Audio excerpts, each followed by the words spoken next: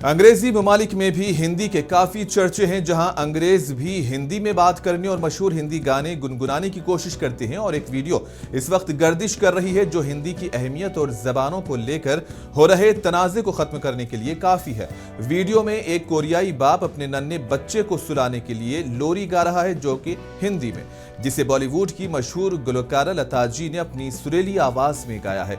यह video Instagram पर नेहा अरोरा ने शेयर किया है, जिसमें उनके कोरियाई शौहर लोरी गाकर बच्चे को महसूस करवा रहे हैं, जिसे देख हिंदी से मोहब्बत करने वाले खूब दादो तहसीन से भी नवाज रहे हैं। मेरा सूरज है तू, ओ मेरी आंखों का तारा है तू,